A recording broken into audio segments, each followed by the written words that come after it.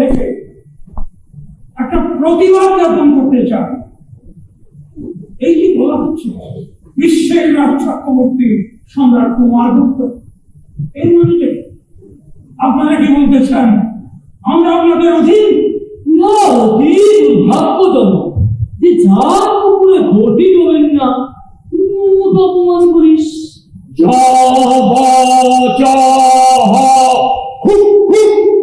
আমার স্বামী বলতে চায় শাসনের সাম্রাজ্য সবচেয়ে তীব্র প্রতিবাদে পানি ফেলেছে। আরে কি আশ্চর্য, দৌবারি যখন দূরেই থাকে সর্বদেশে সর্বদা যেটা কেউ বিশ্বাস করে। একই খাবে না স্বচ্ছ মদিরা, মিষ্ট মদিরা না তীব্র তীব্র তীব্র উচ্চ উচ্চ উচ্চ। আমার স্বামী পঞ্চায়েত করছে। পঞ্চায়েত হবে হবে, সেটা ব্যবস্থা আছে, পরে হবে। সম্রাট হই বিশ্ব রাজ চক্রবর্তী গেলেন কোথায়? অতি দুঃখময় যে আমরা বসে আছো অথচ গৃহকর্তা আসিসনি। আমার স্বামী বলতে চান সম্রাট কুমারগুপ্ত যখন মারা গেছে তখন গতকাল ওর পেটে অসুখে ভুগে মারা গেছে। না এটা অসত্য, এ আমরা তীব্র প্রতিবাদ করছি। আপনারা উপরে ওই জুতোকে জুতো জোড়াকে উপরে দিতে হবে। অতি অভদ্র, যে জুতার মধ্যে কোনো মানুষ দাঁড়িয়েনি তাকে প্রণাম করতে হইস। আমার স্বামী বলতে আপনি কি একলাতে? হ্যাঁ ঠিক আছে ঠিক আছে ঠিক আছে ঠিক আছে, উপরে উপরে দরকার নেই। আমি বলছিলাম সেই পাদুকার ঐতিহ্য সুপ্রাচীন, নামও ভরতের আম মহল হচ্ছে সভ্যতার আদি লীলাকে। ঠিক আছে যাবো কথা, মানে সম্রাটের বিপদগুলো খানিক বেড়েছে বলেই আপনি এখন পাদুকার অনুমতি ক্রমে মহানায়ক হিরণ্য মহিলা প্রতিলোচন ধর্মী বলবেন কি জন্য আপনাদের আহ্বান করা। শ্রীপাদুকার অনুমতি ক্রমে রুদ্রগণ যুদ্ধ যুদ্ধাং দেহি। থেকে থেকে আপনাদের মাথায় কেন ভর করে অনুসন্ধান করছেন? যুদ্ধ কি আমাদের তিনজনকেই দেখিস?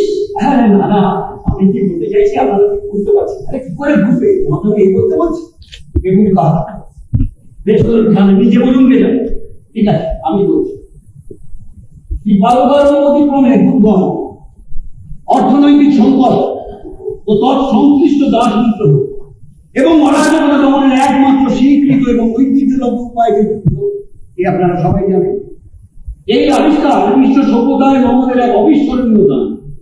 আপনি সক্রমিক পুষ্কর লেখা করেছেন, হট করে একটা কথা যে বলে দিলেন। অতি দুর্ভাগ্যজনক, কুষাণ রাজনীতির প্রতিষ্ঠাতা শান্তনুর রচনা বলি আপনি পড়িসনি। আমার স্বামী বলছে শাসনের লক্ষ্য সব তত্ত্ব যখন আবিষ্কার করেছে তখন ও কি বিপদ। ঠিক আছে বাবা, আমরা সবাই মিলে এটা আবিষ্কার করেছি যে দেশকে শান্তিতে রাখার একমাত্র উপায় হচ্ছে যুদ্ধ। ঠিক আছে, একটা কথা বলি আন্তরিক উপস্থিত হয়ে গেছে। হ্যাঁ, সুতরাং বর্তমানে মগধের অভ্যন্তরীণ অরাজকতা দমনের নিমিত্ত আমি আমার মহানায়ককে নির্দেশ দিয়েছি অবিলম্বে যুদ্ধযাত্রা। সে কারণ এই ব্যক্তি এমনই চিন্তা শক্তির হইত কে যে শত্রু সেটা না জেনে জীবন তোলবার করে। সেই জন্য শ্রীযুক্ত আপনাদের থেকে পাঠিয়েছেন। আমার প্রশ্ন স্পষ্ট, আপনাদের মধ্যে কার এখন যুদ্ধ দরকার? আমাদের দরকারটা বললাম, আপনারাও বলুন, তারপর আসুন খানিক যুদ্ধ করা যায়।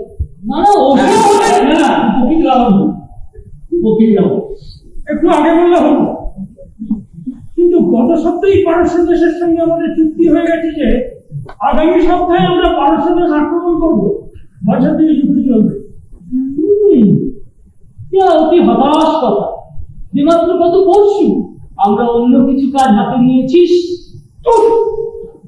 মগর মগ আমার স্বামী বলছে আমরা তো গত 12 বছর ধরে নজরুলের সাথে যুদ্ধ করছি, এটা কি আপনি কি রাজা না?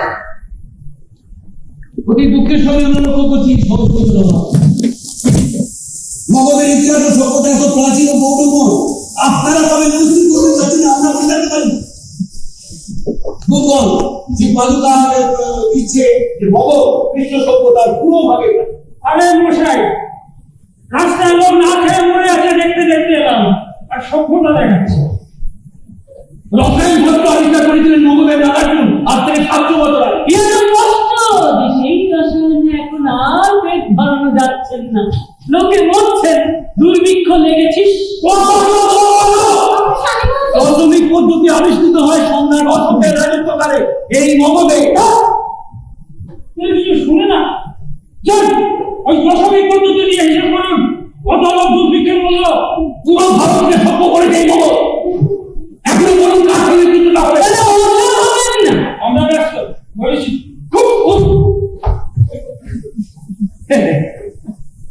কেন এমন বলছে? একটু সাহায্য করুন না। মাস পরে ছোট মতো একটা যুদ্ধ। কি বলছে ধরুন না মশাই? লঙ্কা লঙ্কা লঙ্কা কত লঙ্কা আছে বলুন না, সমতলের গ্রামগুলির বিরুদ্ধে যুদ্ধ ঘোষণা করে আমাদের একটা ইয়ে নেই, মর্যাদা বলতে। একবার আপনারা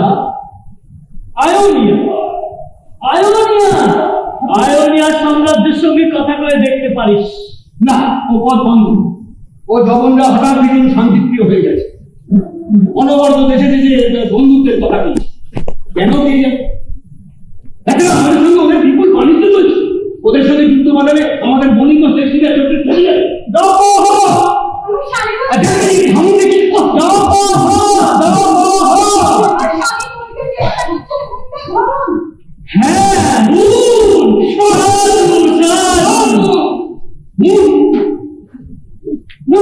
সত্যি যুদ্ধ করে। মিথ্যা যুদ্ধ আবার কি করে হয়? না মানে কি ওদের সঙ্গে তো এভাবে বসে আলোচনা করে কিছু করা যাবে? ওরা বিপদ মানবে, ঘোড়ায় করে তলোয়ার ঘুরিয়ে বিকট চিন্তা করে সত্যি যুদ্ধ শুরু করবে। তখন ইহা তো স্পষ্ট, হুমদের খোঁজা মানতে এরা বেদম ধলাই দিয়ে থাকে। কিন্তু ওদের তো কিছু সৈন্য আপনাদের বাপে কি? না না, আমি শুনেছি ওরা কাউকে ছেড়ে কথা পায় না। তাছাড়া সেই বহুদূর উত্তরে নদীকে ওখানে যাবো কি করে? আরে বলবেন ওসব জমি আপনাদের ছিল, হুমরা দখল করে রেখেছে। এই যে যখন বলছিলেন ওই যুদ্ধ ধরে নাকি বিশ্বের রাজ চক্রবর্তী, এবার একটু দেখা। যে হই ফুটছে মুখে সঞ্জাত পথ হবে আমাকে।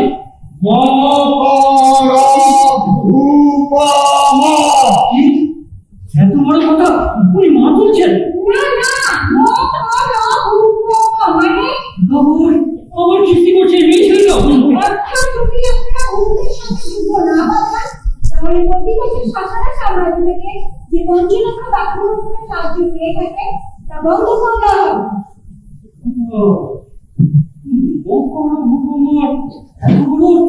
হ্যাঁ, শাসনের ভাষা জগতের শ্রেষ্ঠ।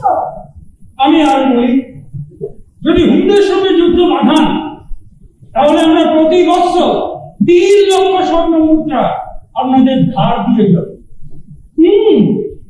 ইহা সকলেই জানে যে হুন্ডা সকলেরই শত্রু হচ্ছে। ইহাকে ধ্বংস করতে যদি আপনারা যান, তাহলে আমরা আপনাদের সৈন্য দিয়ে সাহায্য করবি। তাকে হিরণ্য ওটা তুমি উত্তম করতে হবে, তাই হুমদের সঙ্গে না না, ওটাই নূতন প্রস্তাব নয়। আমি যাবো না। ওখানে আমি শুনছি মা যেতে দেবে না। মহারাজ আমার সঙ্গে একমত। দুর্গম আপনাদের সহস অধিপতিকে জানাবেন মগধ ঈশ্বরের অভিবাদন। উত্তর সীমান্তে আমাদের যে লক্ষ যোজন জমি হুমলা দখল করে রেখেছে তা পুনরুদ্ধার করবে শ্রী পাদুকা অবিলম্বে। শ্রী পাদুকা অবিলম্বে বর্বর হুম দস্যুদিগের বিরুদ্ধে যুদ্ধ ঘোষণা করছেন।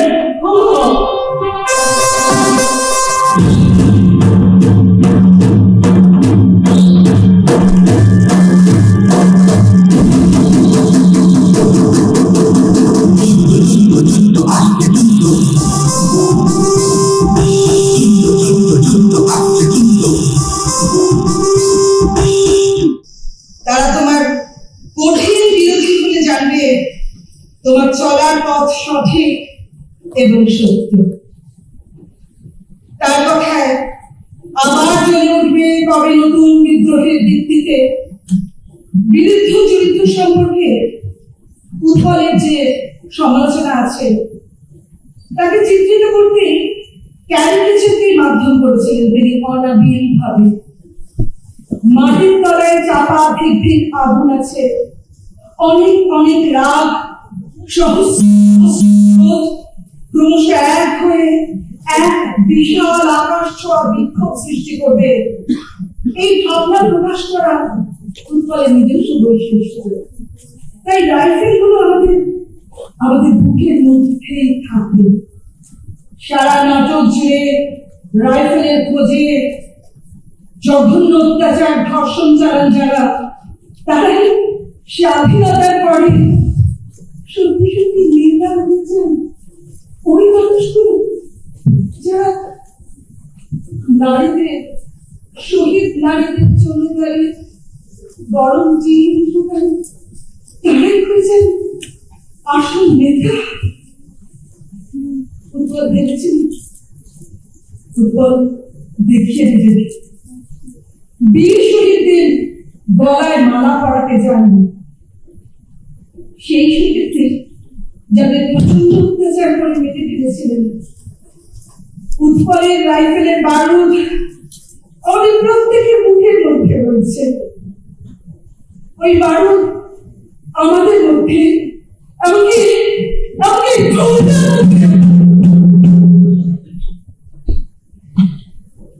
তাই যতই সংবাদপত্রের স্বাধীনতা কেড়ে নেওয়া হোক না কেন বা নেতা বলে ঝড় উঠুক না কেন, বারুদের গন্ধ মুখ থেকে উঠবে না।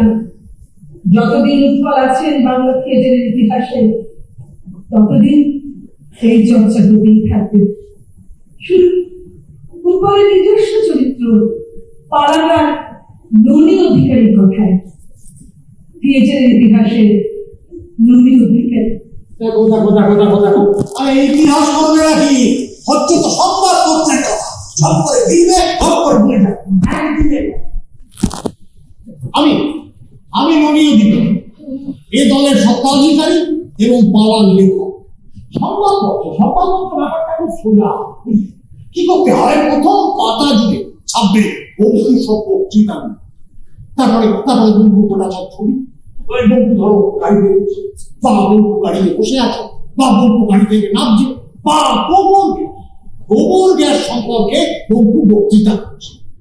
দ্বিতীয় পৃষ্ঠায় বঙ্কু জীবনী ছাপতে শুরু করে দাও।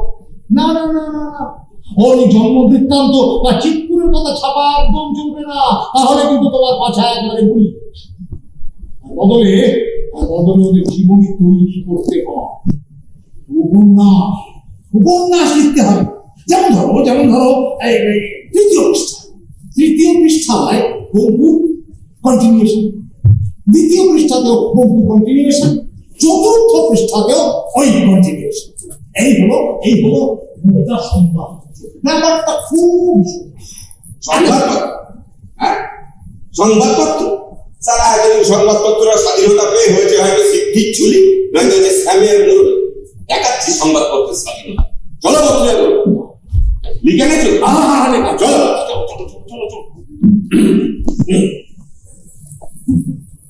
বন্ধুগণ, সাম্রাজ্যবাদ ও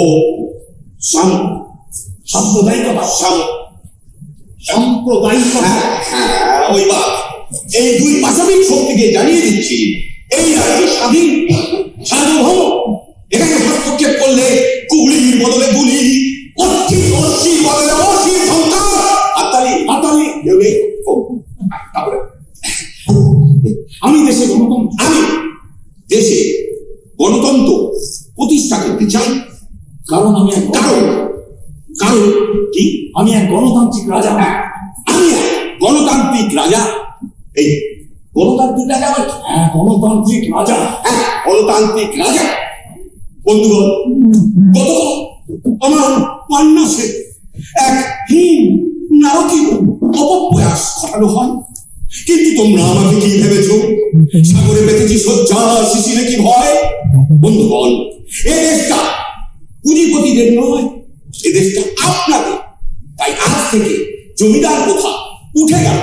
তারপরে আজ দেশের ভাগ্যাকাশে আজ দেশের ভাগ্যাকাশে দুর্যোগে ঘন ঘন, এই যাত্রা পেজগুলো বাদ দিয়ে বলুন, এদেশ থেকে দারিদ্র, এদেশ থেকে দারিদ্র আমি দূর করব। তার জন্য কি চাষিদের কাছে অঙ্গীকার করছি, শ্রমিক ভাইদের মাথায় হাত বুলিয়ে হাত রেখে হ্যাঁ, এই দারিদ্র দূরীকরণ করার জন্য অনেক দফা কর্মসূচি গ্রহণ, অনেক দফা কর্মসূচি গ্রহণ করা হয়েছে। সেই দফাগুলো বললে এখন আপনাদের দফার অভাব হয়ে যাবে, তাই সংক্ষেপে বলছি। বলো, মুদ্রাস্ফীতি নয়, হ্যাঁ, মুদ্রাস্ফীতি, মুদ্রাস্ফীতি মুদ্রাস্ফীতি, মুদ্রাস্ফীতি ওটা থাক, কঠিন কঠিন সব কথা লিখে আনো। হ্যাঁ, কাজের শৃঙ্খলা, কাজের শৃঙ্খলা, কাজ করে যেতে হবে, কাজ করে যেতে হবে, কথা বন্ধ করে, মুখ বন্ধ করে, শুধু কাজ করে যেতে হবে। দূরদৃষ্টি, হ্যাঁ, দূরদৃষ্টি। আজ থেকে সবাইকে দূরে, বহু দূরে দৃষ্টি দিতে হবে। আগামী 6 মাস যদি নাকের বান, সেদিকে ভাববেন না, ভাবুন পরের 5 বছরের সমৃদ্ধ এই রাজ্যের দিকে। কাজ করে যেতে হবে, শুধু কাজ করে যেতে হবে। কথার তুলনায় কাজের মাত্রা, কথার তুলনায় কাজের কত কাজ করবো। আরে বলতে চাকরি সবই তো কাজ করার উদ্যোগ পাও না, আর কি একটা ছাড়ুন না। যুক্তাক্ষর হতে পারো হবে। দেখো, স্বায়ত্ত শাসন সম্প্রসারণ, হ্যাঁ, স্বায়ত্ত শাসন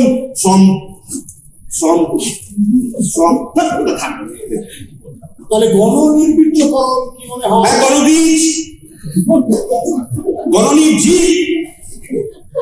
বীজগণ, আমার মনে হয় তুমি এবার থামো বাবু। আমার মনে হয় তুমি এবার থামো। সবাই মিলে এই রাজ্যটাকে গণতন্ত্র প্রতিষ্ঠায় কাজে লাগি।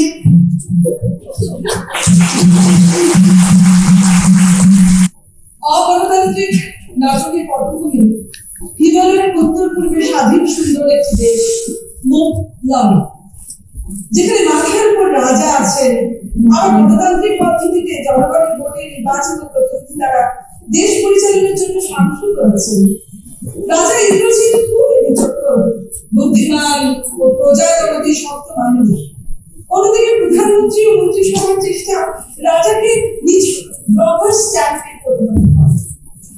সংকট শুরু হয় যখন প্রধানমন্ত্রী ও তার মন্ত্রিসভা পার্টি শর্ত আরোপ করে রাজাকে একটি চরমপত্র দেন, এবং রাজা যদি চরমপত্রে সই না করেন তাহলে জনতার দরবারে গিয়ে জনপ্রতিনিধিরা রাজার বিরুদ্ধে অভিযোগ জানাবেন এবং রাজাকে পদত্যাগ করতে বাধ্য করবেন। রাজা জানতেন ওসব জনপ্রতিনিধিদের অধিকাংশই শিল্পপতিদের হাতে পুতুল, স্বার্থপর এবং সাধারণ মানুষের উন্নয়নের ব্যাপারে নির্বিকার। তাই একদিকে প্রজাদের কল্যাণ, অন্যদিকে নিজের সিংহাসনে সুরক্ষার কথা ভাবে চরমপত্রে সই করার আগে মন্ত্রিসভার কাছে তিনি সময় চেয়ে বিকেল 5টা পর্যন্ত অপেক্ষা করতে হবে। এরপর রাজা কি করবে? চরমপত্রে সই করবে নাকি অন্য কিছু ভাবছেন? কি আছে মোকাবিল ভাগ্যে? রাজতন্ত্র, গণতন্ত্র না সংসদীয় রাজতন্ত্র? দেখুন নাটক অগণতান্ত্রিক।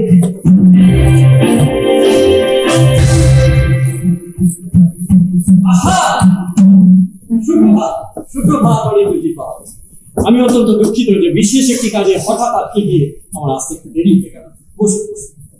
কি আশ্চর্য, আমি তো বসেই আছি। আমারই ভুল, আসলে আমি এলেই সবাই উঠে দাঁড়ায়, তো মানে সেটাই সুন্দর, তাই আমাকেও তখন বলতে হয় বসুন বসুন। এটা একটা অভ্যাসে দাঁড়িয়ে গেছে। আপনি যখন বসেই আছে তখন আমার বলা উচিত ছিল। এবারে বুঝতে পারি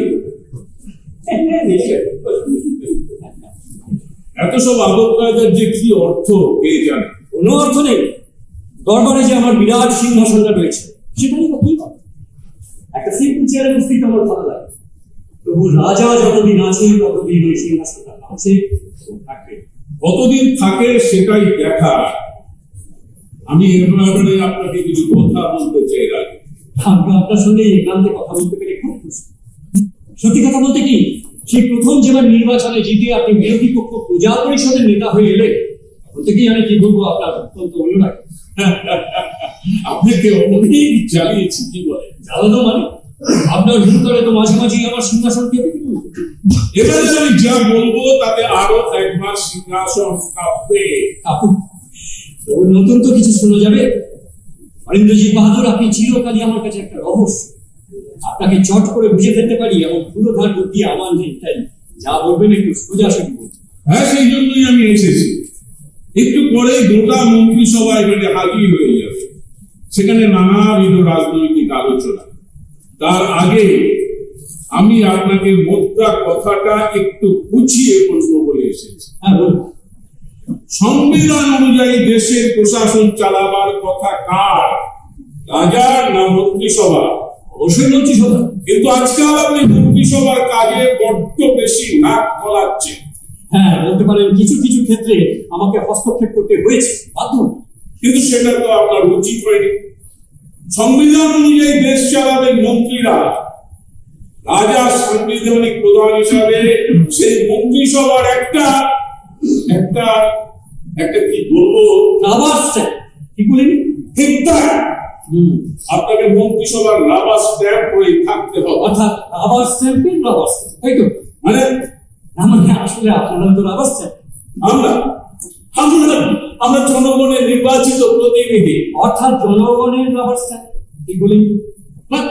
মানে জনগণের রাবার স্ট্যাম্প হতে আমাদের আপত্তি নেই, কারণ তারাই তো আসল। হ্যাঁ, একটু অত আপনারা হতে পারেন না। কি? হ্যাঁ, নির্বাচনে জিতেই তো আপনারা জনগণের কথা ভুলে যান। তখন কি হয়? কি হয়? সেক্রেটারিরা কাগজে দিয়ে যায় আর আপনারা তাতে সই করেন। হ্যাঁ, তা তো করতেই হয়। নানা রকম মিথ্যে সাজিয়ে জনগণকে ধোঁকা দেওয়ার জন্য যে সমস্ত ভাষণ আপনারা দেন, সেগুলো তৈরি করে দেয় কে? জনগণ নয় আমরা। সুতরাং জনগণ নয়, আপনারা আসলে আমলাদেরই আওয়াজ। আমলাদের আমি সহ্যই করতে পারি না। অথচ তাদের ছাড়া একবার চলতেও পারেন না। কোনো কোনো রাজারা কিন্তু জনগণের কথা ভাবতে, মানে তাদের সুখ দুঃখের কথা, তারা কিন্তু তাদের মন্ত্রিসভার রাবার স্ট্যাম্প হয়ে উঠতে পারেন। তারা কাজ করে গেছেন নিজেদের বিবেকের নির্দেশ। আরে ওসব ইতিহাসের কথা ছাড়ো। বেশ বেশ, আমি আপনার কথাই বলি। 20 বারের মধ্যে 19 বার হয়তো আপনি ওই আমাদের তখন কাজ করতে পারেন। যদি খুব প্রয়োজন হয় একটি বারের জন্য কি ঘুরে দাঁড়াবেন না নিজের বিবেকের টাকা? তখন তো নিজেই বুঝতে পারবেন আপনি রাবার স্ট্যাম্পের মতো কোনো জড় পদার্থ নন। আপনি একজন প্রাণবান বিবেকবান মানুষ। মানে সেটা তো ঠিকই, একবার কেন 100 বার। তাহলেই ভাবো, আমাকে রাবার স্ট্যাম্প ভাবাটা কি যুক্তি থেকে সঠিক? আমি কি আপনাকে একটা কৃষ্ণ বলে ভাবতে পারি? যেভাবে ধূমকেতুর মতো এসে রাজনৈতিক আকাশে আপনার অদ্ভুত অসাধারণ কোনো ক্ষমতা না থাকে তা সম্ভব হতো। মানে সেটা সেটা চিরকালই আমার মধ্যে ছিল। আমি শুনেছি, আমি তো ভাবতেই পারি, আমি রাজা হলাম কিসের জন্য? আমার বাবা ছিলেন রাজা, সুতরাং বাবার জন্য উত্তরাধিকার শুনে। আমি যদি একটা পাগল হতাম কিংবা নির্বোধ, তাহলেও আমি রাজা হতাম। আপনার মতো নিজের ক্ষমতায় স্বমহিমায় তো নিজেকে প্রতিষ্ঠিত করি। সেটা চিরকালই আমার মধ্যে ছিল। জীবনের প্রতিটি ধাপ আমাকে লড়াই করে পেরোতে হচ্ছে। শুনেছি শিশু অবস্থায় আপনাকে একটা ডাস্টবিন থেকে উদ্ধার করেছিল এক পুলিশ কর্মী।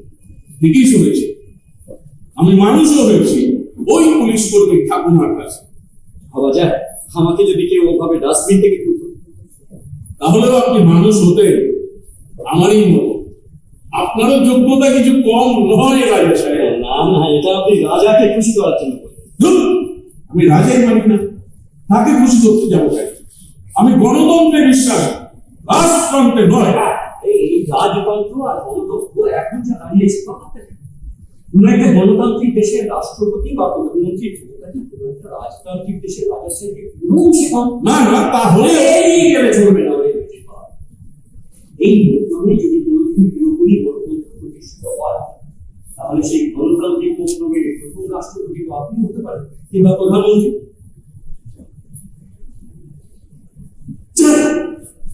ওটা আমি আশা করি না। কেন? ডাস্টবিন থেকে উঠে এসে আপনি যদি মন্ত্রী হতে পারেন তাহলে মন্ত্রী থেকে প্রধানমন্ত্রী হন কেন?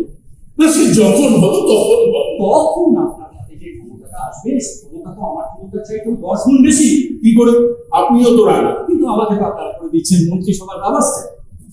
রাজার কোনো ক্ষমতাই তো আপনারা সহ্য করতে রাজি না। রাজা তো রাজা, তার ক্ষমতা। রাজার ক্ষমতার সাথে মিশে থাকে তার দায়িত্ব, প্রজাদের প্রতি তার দায়িত্ব কর্তব্য, যাকে বলে রাজধর্ম। সেটাকে অবহেলা করলে একদিন না একদিন রাজাকে করতে হয়, প্রাণ দিয়ে তার প্রায়শ্চিত্ত করতে হয়। কিন্তু আপনারা জনগণের নেতারা ভোটে জিতে যা কিছুটাই করে যেতে পারে, জনগণের স্বার্থ না দেখে নিজেদের স্বার্থে সরকার চালাতে পারে। আর কোথাও কোনো বিপদের সম্ভাবনা দেখলে পদত্যাগ করে মন্ত্রিসভা ভেঙে দিয়ে নিজেদের যত দুর্নীতি দুর্নীতির পুরনো ইতিহাসগুলোকে মুছে ফেলে দিয়ে আবার নতুন করে ভোটে দাঁড়িয়ে যেতে পারে। গণতন্ত্রের কি অপূর্ব মনে হয়! ক্ষমতা ভোগ করবেন রাজার মতোই, অথচ রাজধর্ম পালন করবেন, কোন অবদানের দায়িত্ব নেবেন। বিপদে পড়লে জনতার দরবারে হাজির হচ্ছি বলে সরে পড়বেন। জনতার রায়ে আমরা নির্বাচিত, বিপদে পড়লে জনতার দরবারই তো যাব। বিপদে বেঁচে পড়লে তার আগে না, তার আগে তো জনতার কথা ভাবেনি না। এই মুদ্রণের প্রথম ইলেকশনে আপনি হেরে ভূত হয়েছেন, যেমন জব্দ হয়েছিল আপনার। সেটা একটা অ্যাক্সিডেন্ট। কারণ আমার সেবারে নির্বাচনের স্লোগানটাই ভুল ছিল। কিরকম? মদ খাওয়া স্বাস্থ্যের পক্ষে ক্ষতিকর, সেই স্লোগানটা আমার দেওয়া উচিত হয়নি। হয়নি কারণ আপনি ভুলে গিয়েছিলেন যে এদেশের শিল্পপতিদের অর্ধেকের বেশি টাকা খাবেন মদের কারবারে, তারাই খেপে গিয়েছে, টাকা ছিনিয়ে আপনাকে ভোটে হারিয়ে দিল। আর শিল্পপতিরা কি করবে? আমার স্লোগানটাই ছিল সাধারণ মানুষের স্বার্থে, তারাই তো সেটা বুঝলো না। এবারের ইলেকশনে একেবারে উল্টো দিকে ঘুরে গিয়ে বেশি করে মদের দোকান খোলার প্রতিশ্রুতি দিলেন দেন। সেটা আবার ওই মদ কারখানাগুলো শ্রমিকদের কথা ভেবে, কারখানা বন্ধ হলে ওরা তো বেকার হবে। তো সেটা আগের ইলেকশনে ভাবেনি? তখনও তো আপনি ছিলেন শ্রমিক নেতা, ভোট স্বার্থের হানিকাঠে শ্রমিক স্বার্থ বলে দিয়েছিলেন। উফ, আর ছেড়ে করবেন না তো, মাথা ঘুরছে। বললাম তো ভুল হয়েছিল, একটা ট্যাকটিক্যাল মিস্টেক। ট্যাকটিক্যাল মিস্টেক, অনবরত ভুলভাল করে আপনারা হাঁটে যেতে পারেন। ভোটে হেরে পুনরায় আবার নতুন ট্যাকটিক্স নিয়ে গদিতে বসে যেতে পারেন, যেটা পৃথিবীর কোনো রাজা কোনো দিন কোনো অবস্থাতেই পারেন না। বিশ্বাস করুন, আমি হার মানিস। আমি স্বীকার করতে বাধ্য হচ্ছি যে বক্তা হিসেবে আপনি আমার অনেক উপরে। হ্যাঁ না, ওরেও নয় নিচেও নয়। বক্তা হিসাবে তফাৎ একটাই, আমি সত্যি কথা বলি আর আপনারা অনর্গল মিথ্যে কথা বলেন। আমি সত্যি কথা বলি কারণ আমার তো গদি হারাবার ভয় নেই, আপনাদের মতো আমাকে ভোটে দাঁড়াতে হয় না। নানা রকম মিথ্যে কথা বলে জনগণকে বোকা বানিয়ে গদি পেতে হয়। আমরা জনগণের নেতারা জনগণের স্বার্থ দেখি না, তাদের বোকা বানায়, এটাই আপনার অভিমত। না না, এটা শুধু আমার অভিমত নয় অরিন্দজি, আপনারা নিজেরাও হারে হারে জানেন কি ভয়ঙ্কর ভাবে আপনারা মানুষকে বোকা বানাচ্ছেন। একটা উদাহরণ দিই, উইলসন সাহেব যখন ব্রিটেনে শ্রমিক দলের নেতা ছিলেন, মানে বিরোধী পক্ষের নেতা, মন্ত্রিত্বের অধিকার নেই, ততদিন তিনি ভিয়েতনাম যুদ্ধের ব্যাপারে আমেরিকার একেবারে সাফ চুপ করে। এবারে যেই না মন্ত্রী হলেন, সঙ্গে সঙ্গে ডিগবাজি ঘোষণা করলেন যে রহস্যজনক ভাবে এই যুদ্ধে এমন একটা গুণগত পরিবর্তন ঘটেছে যে এখন ভিয়েতনাম যুদ্ধে আমেরিকাকে সমর্থন না করে আর কোনো উপায় নেই। রাতারাতি নীতিটা পাল্টে দিল কে? জনগণ। মদ খাওয়া স্বাস্থ্যকর, আপনার এই নীতিটা হঠাৎ পাল্টে গেল কেন? নীতি পাল্টায়নি, প্রত্যেক বোতলের লেভেলে লিখে দেওয়া হচ্ছে মদ খাওয়া স্বাস্থ্যের পক্ষে ক্ষতিকর। সঙ্গে সঙ্গে আপনার বিবেক নামক মুদ্রাশয় টিকিয়ে কেমন? আরে মশাই, মদ বিক্রি বন্ধ করে দিলে কারখানাগুলো বন্ধ হয়ে যাবে। হ্যাঁ, শিল্পপতিদের চরম ক্ষতি হয়ে যাবে, আপনাদের ট্যাক্স সবাই কমে যাবে, হাজার হাজার শ্রমিক বেকার হবে, না খেয়ে মরবে। মদ্যপান করলে যে দেশের আম জনতা মদ খেয়ে মরবে সেটা ভাবার দায়িত্ব নেই। অত শত ভাবতে গেলে দেশ শাসন করা চলে না। আমি দেশের মানুষকে গণতন্ত্র বোঝাই সমাজতন্ত্র বোঝাই, এটাই তো তোমাদের দেশ, তোমরাই তো সব। তাই নিজেদের স্বার্থের কথা ভেবে ধীর স্থির বিবেচনা করে তোমাদের নেতা এই আমাকেই ভোট দিয়ে দাও। তাহলেই তোমাদের স্বার্থ সুরক্ষিত হবে। কারণ আমার জয়ই জনতার জয়, গণতন্ত্রের জয়। ভাবলে অবাক হয়ে যায়, অবাক হয়ে যায় যে দেশের মানুষ কি করে আপনাদের এখনো বিশ্বাস